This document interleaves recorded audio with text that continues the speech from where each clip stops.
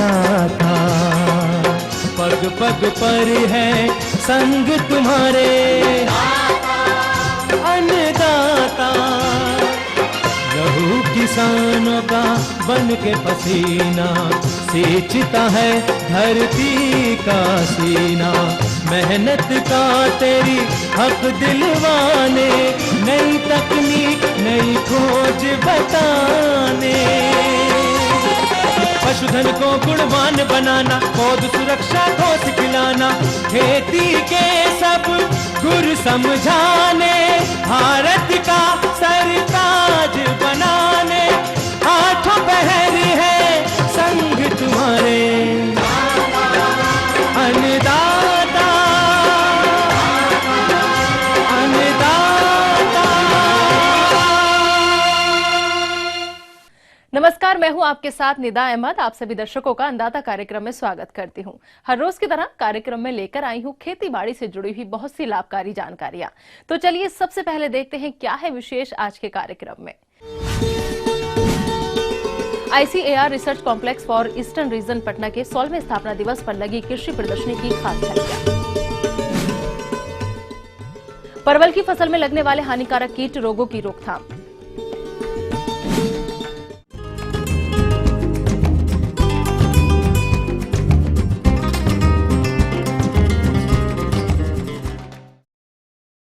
ICAR research complex for eastern region Patna के 16वें स्थापना दिवस के मौके पर कृषि प्रदर्शनी का आयोजन किया गया था, जिसमें फसलों की सिंचाई हेतु सौर ऊर्जा से चलने वाला सिंचाई यंत्र किसानों के आकर्षण का केंद्र बना रहा। तो ये सिंचाई यंत्र किसानों के लिए किस तरह से उपयोगी है और इस पर शासन द्वारा कितना अनुदान दे है, इस विषय पर जानकारी के लिए हमारे संवाददाता ने संपर्क किया जिला पटना के सौर ऊर्जा व्यवस्थापक मनोज कुमार से। तो उन्होंने क्या जानकारी दी, आइए जानते हैं। ICAR research complex for eastern region Patna के 16वें स्थापना के दिवस के मौके पर कृषि प्रदर्शनी का आयोजन किया गया। इसमें केंद्रीय कृषि मंत्री राधा मोहन सिंह मुख्य अतिथि के तौर पर शामिल हुए। इस प्रदर्शनी में कृषि वैज्ञानिकों ने किसानों के लिए विभिन्न कृषि यंत्र, उन्नत कृषि तकनीक, कृषि सह व्यवसायों और कृषि नीतियों की जानकारी दी। आइए देखते हैं कृषि प्रदर्शनी की कुछ खास झलकियां।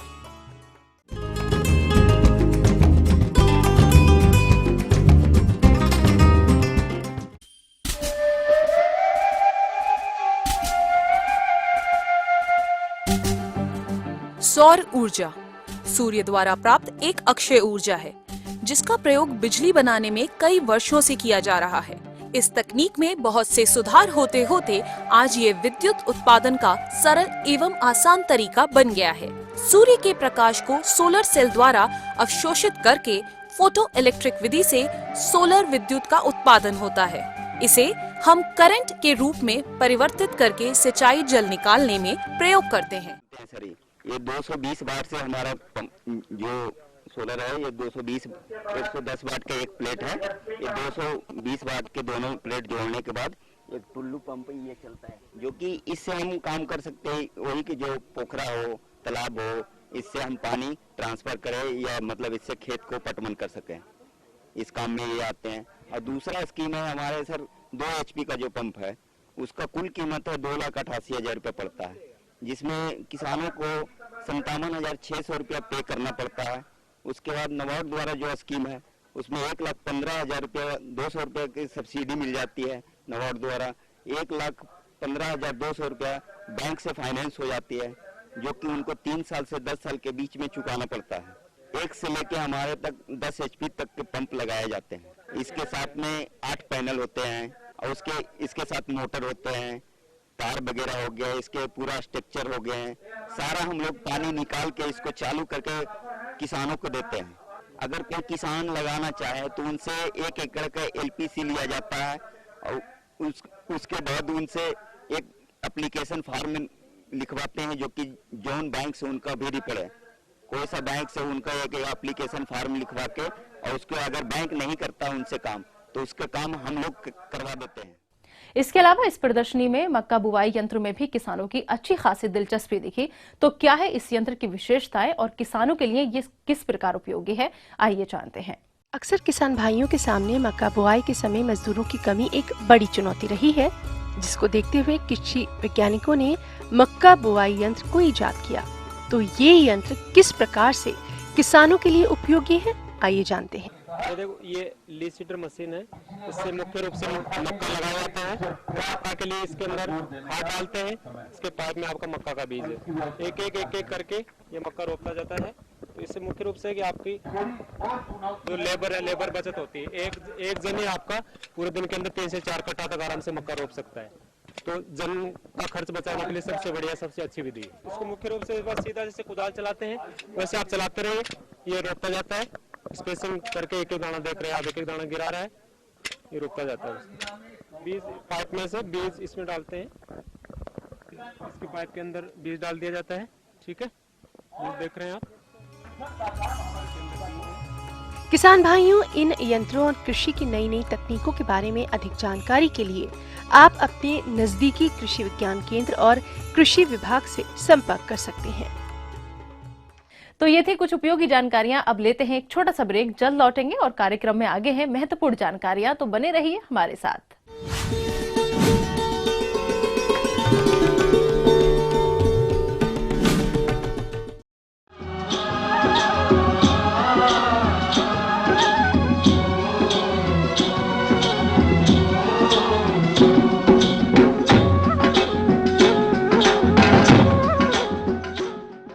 ब्रेक के बाद आप सभी दर्शकों का स्वागत है। चलिए अब रुक करते हैं अगली कड़ी की ओर।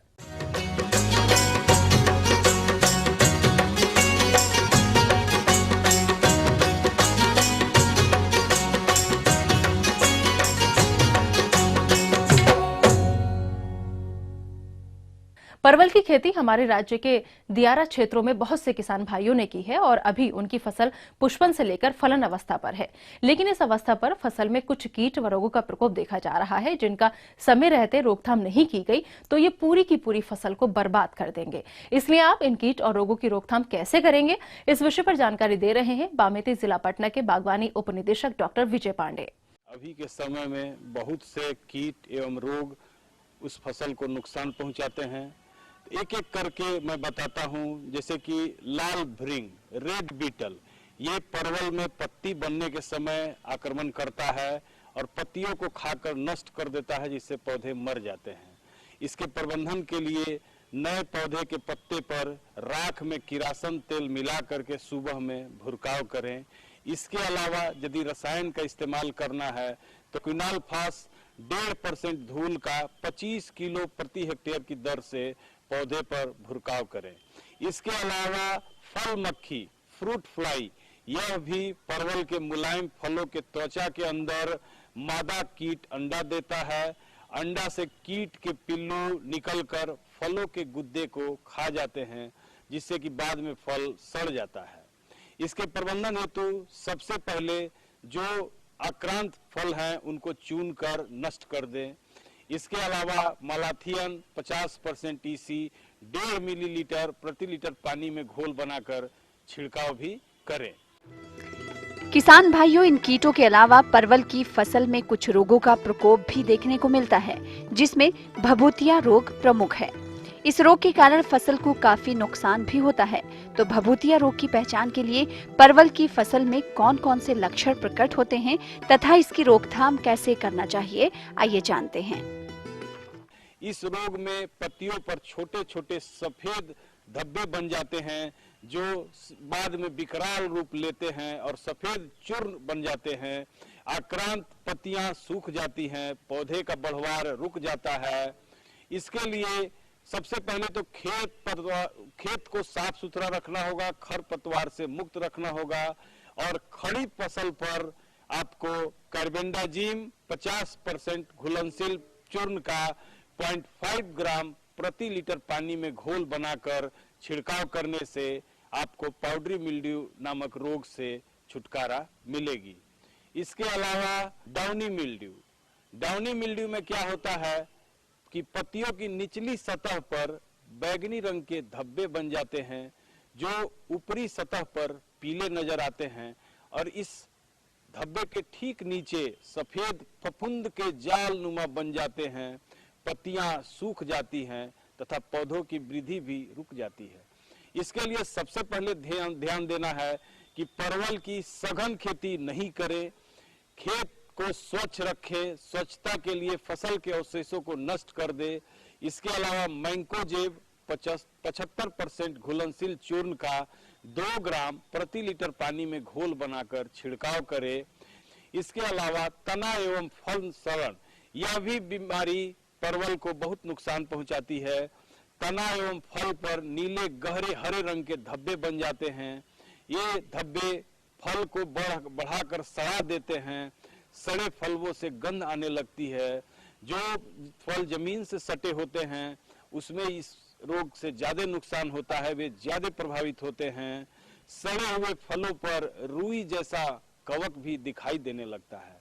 इसके प्रबंधन हेतु फलों को जमीन के संपर्क में नहीं आने दें तथा मैंकोजेब 75% घुलनशील चूर्ण का 2 ग्राम या कॉपर ऑक्सीक्लोराइड का 3 ग्राम प्रति लीटर पानी में घोल बनाकर छिड़काव करें। आपका फसल कीट एवं रोग से सुरक्षित रहेगा और जब ये सुरक्षित रहेगा तो निश्चित रूप से आपको अच्छी उपज, क्वालिटेटिव उपज मिलेगी। आगे और भी है कुछ रोचक जानकारियां, पर यहाँ पर रुकेंगे एक और ब्रेक के लिए। जल्द हाजिर होते हैं।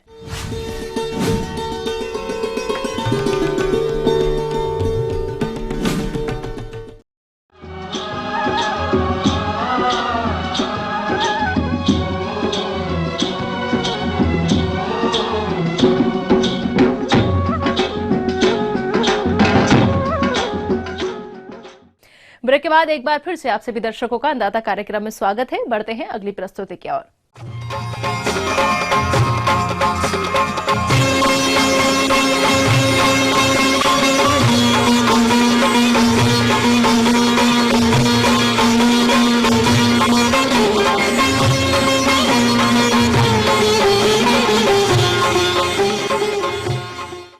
किसान भाइयों, हम सभी जानते हैं कि गाय व भैंसों से अधिक दूध का उत्पादन तभी संभव है जब इनके आहार में हरे चारे का समावेश किया जाए। और इन दुधारू पशुओं के लिए गर्मियों के मौसम में चारे की उपलब्धता बनाए रखने के लिए ये जरूरी है कि वर्तमान समय में चारे वाली फसलों की बुवाई की जाए। तो इस समय कौन कौन सी चारा फसलों का चुनाव करें और उनकी वैज्ञानिक तकनीक से बुवाई कैसे करें, इस बारे में सुझाव दे रहे हैं कृषि वैज्ञानिक डॉक्टर एसपी शर्मा। किसान भाइयों को अभी जो हमारे पशुपालन में जो महत्वपूर्ण हरे चारे का महत्व है, इसके संबंध में जानकारी देना चाहूँगा। अभी जो हमारा समय स्टार्ट हो रहा है फरवरी में, हम जहाँ खेत खाली हो चुके हैं, जिन्होंने बरसीम लगाई थी, लस्का लगाया था या जई लगाई थी, जो भी फसल लगाई थी वो लगभग फील्ड खाली होने वाला है। और जहाँ खाली हो वहाँ पर हमको गर्मी में हरे चारे की व्यवस्था किस प्रकार करें, क्या क्या लगा सकते हैं। तो किसान भाइयों, उसमें गर्मी में हम वही चारे लगाते हैं जो हम बरसात में लगाते हैं। जैसे एमपी चरी लगा सकते हैं, जो बहु कटाई आती है, उसकी 3 से 4 कटाई आ जाती है, वो लगा सकते हैं। लेकिन लगाते समय ये भी ध्यान रखें कि जो हमारा दूध उत्पादन के लिए प्रोटीन और कार्बोहाइड्रेट का रेशियो है, उसमें यदि एमपी चरी लगा रहे हैं तो उसके साथ हम काउपी, जिसको चौला बोलते हैं, चौला या ग्वार, इन दोनों का मिश्रण लगाएं, जिससे कटाव लेंगे तो दोनों की पूर्ति होगी। तो उस ढंग से हम बुवाई कर सकते हैं। जैसे ज्वार में PC6 है, PC9 है, एमपी चरी है, सुडेक्स चरी है, और दूसरी बहुत सारी अच्छी पॉइनियर की भी कुछ अच्छी वैरायटी आ गई हैं जिनके कई कटाव आते हैं, तो उनका हम चयन कर सकते हैं। मक्का भी लगा सकते हैं, बहुत सारी मक्का में अच्छी चारे की वैरायटी है। जैसे J1006 है, अफ्रीकन टाल है, जो स्पेशली चारे के लिए वैरायटी निकाली गई है, जिनकी हाइट 12 से 16 फीट होती है, तो वो लगा सकते हैं। और उसमें भी हम कॉम्बिनेशन करें, और दलहनी में हम वही काउपी या ग्वार ले सकते हैं। लोबिया के लिए इग्री 450, इग्री 455, UPC 287, UPC 5276, IFC 8401। ग्वार के लिए FS 277, HFG 199 और 156, IGFRI 292 का चुनाव करें। किसान भाई थोड़ा सा ये ध्यान रखें कि खेत की जब भी लगा रहे हैं, अभी भी हम गर्मी में चरी लगाएं या मक्का लगाएं, काउपी लगाएं, तो थोड़ा सा खेत की तैयारी कर लें बढ़िया अच्छे से। और बहुत ज़्यादा फर्टिलाइज़र की ज़रूरत नहीं, इसमें नाइट्रोजन और फास्फोरस की ज़रूरत है। यदि हम नाइट्रोजन चरी वगैरह लगा रहे हैं तो हमको 40 किलो प्रति एकड़ पर्याप्त होगी नाइट्रोजन, और 10 किलो फास्फोरस की आवश्यकता होगी। नाइट्रोजन की आधी मात्रा एवं फास्फोरस की पूरी मात्रा बुआई के समय ही देनी चाहिए और बची हुई नाइट्रोजन की आधी मात्रा 1 या 2 बार में खड़ी फसल में देनी चाहिए।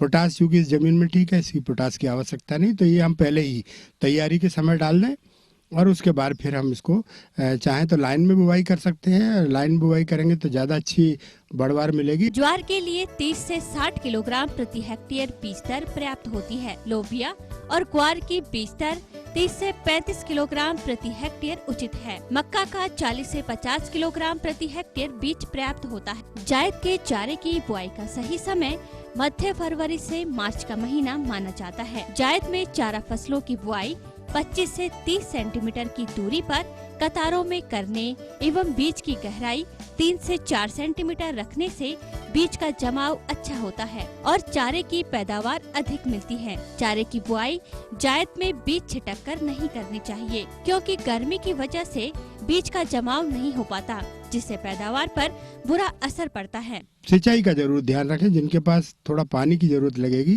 और पर्याप्त सिंचाई हो, वो अपना उसी अनुसार एरिया बढ़ाएं।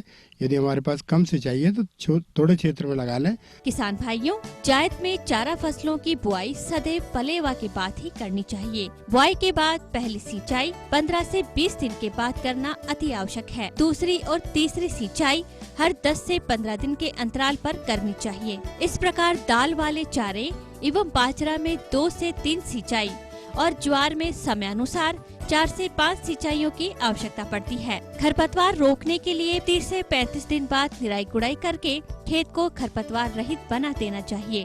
क्योंकि जहाँ पर पानी की कमी है, तो जिन्होंने पहले बरसीम के साथ में नेपियर लगा दी थी, तो वो अभी अच्छी अवस्था में चल रही होगी कटाई, जो कि अपन सलाह देते हैं बरसभर उत्पादन के लिए, चारा उत्पादन के लिए। उसमें नेपियर हमारी कंटिन्यूस चलती रहती है। अभी सर्दियों में थोड़ी बढ़वार कम थी, लेकिन अब गर्मी आएगी तो वो अपनी अच्छी अवस्था पे होगी, बढ़वार देगी। तो इस कमी को भी हम उससे भी हम कुछ चारा लेके बीज की कमी दूर कर सकते हैं, ये ध्यान रखें। और कॉम्बिनेशन से खिलाएं। चरी के साथ हम दलहन, जो हम सिंगल दाने वाली है, और इसके जो दलहनी है, जैसा कि बताया है, चरी के साथ हम मिक्स कर देते हैं काउपी को या ग्वार को। तो इसका कॉम्बिनेशन का जरूर ध्यान रखें। देखें आप इससे कितना बढ़िया आपको दूध उत्पादन बढ़िया प्राप्त होता है और आपको कम खर्च में अधिक लाभ मिलेगा।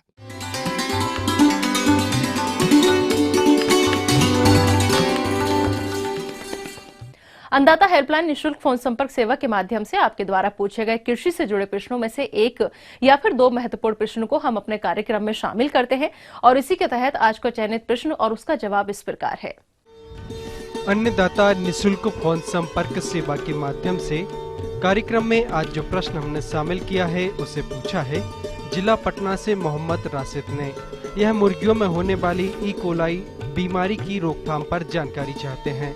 तो मोहम्मद राशिद जी, आपकी जानकारी हेतु प्रस्तुत है कार्यक्रम का यह अंश। एक बीमारी होती है ई कोलाई।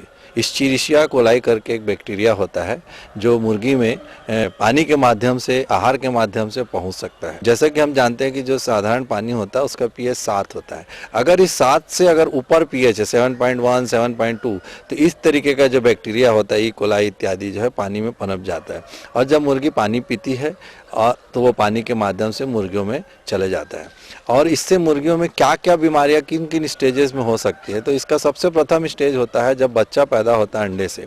अंडे में भी ये बीमारी चले जाती है और जब बच्चा पैदा होता है उसमें भी जो पीला, जो उसका हम कहते हैं पीला रंग का जो अंडे में पीला होता है, उसको बोलते हैं जर्दी बोल देते हैं, जो कि इन्फेक्टेड हो जाता है, बीमार हो जाता है, जिसके कारण जब हेचरी से बच्चा पैदा होता है, अंडे के माध्यम से जब पैदा होता है तो उसमें एक योक सेक इन्फेक्शन हो जाता है। जब बच्चा आप खरीद के लाएंगे तो आप देखेंगे कि उसके पीछे हिस्से में थैली, जैसे पानी की थैली लटकी हुई है, वो इन्फेक्टेड योक है।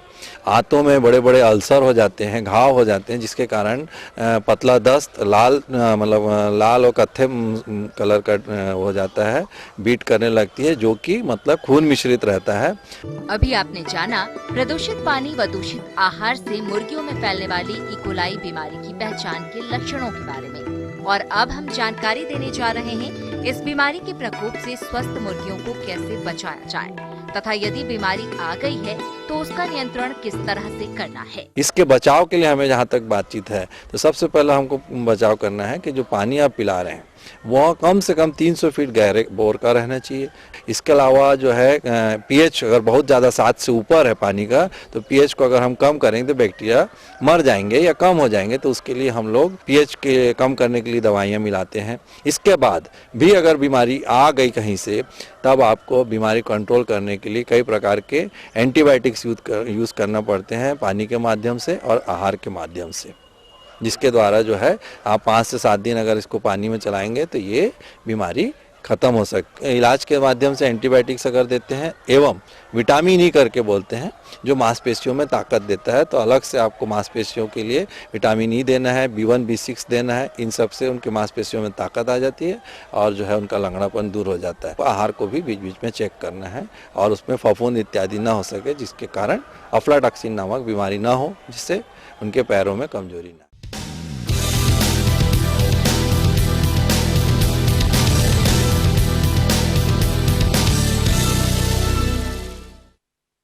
राज्य की विभिन्न मंडियों में कृषि उत्पादों के चढ़ते उतरते बाजार भाव की संक्षिप्त जानकारी इस प्रकार है।